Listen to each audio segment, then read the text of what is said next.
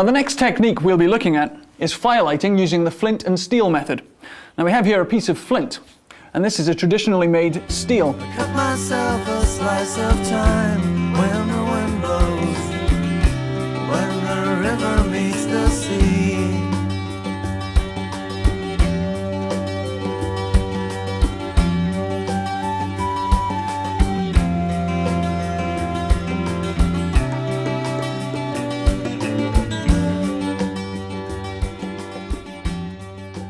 Now if the two are struck together, especially finding a sharp point on the flint, you create these sparks. Now the key to firelighting using the flint and steel method is to have suitable tinder. In this case we're using char cloth, which is prepared by burning a piece of cotton, in this case an old shirt, inside a tin box.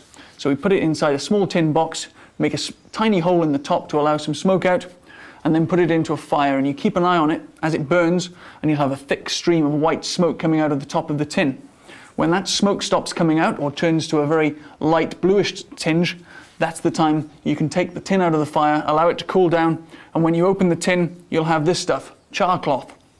Now char cloth is so fine it'll catch the lightest of sparks, so we should have no trouble at all getting these sparks to catch onto it. So what I do is hold the char cloth just above the piece of flint, and that allows the sparks to go upwards and into the char cloth. Now we've already caught a small spark here. Just going to make sure we've got a couple more. That's fine. Can you see that?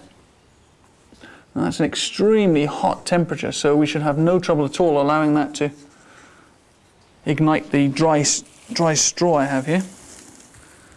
Wrap it up. And now we just need to get some oxygen into it.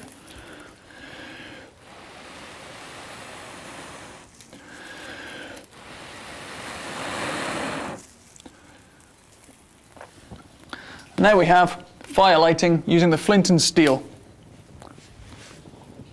Simple.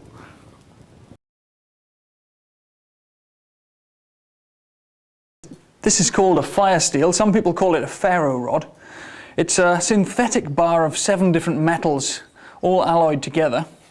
And what happens is when you strike either the back of your knife or the small striking tool that comes with it, it creates these incredibly hot sparks, about 3,000 degrees centigrade. And that should be hot enough to light even some very coarse tinders like this straw here. So let's give it a try. Now it's very important when you use it to keep the hand holding the knife or the tool very still so that you can draw back with the flint. Because if you push forward with the flint, all you do is throw the tinder everywhere. It makes things very hard for yourself.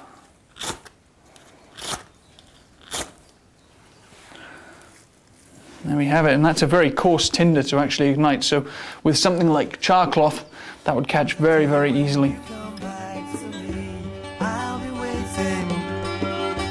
Cut myself a slice of time when the wind blows, when the river meets the sea. Tired of seeing the same old TV on TV? Look for an alternative to the TV and see some alternative TV on the internet. Vision on TV is a place to see alternative TV. So watch Vision on TV for alternative TV.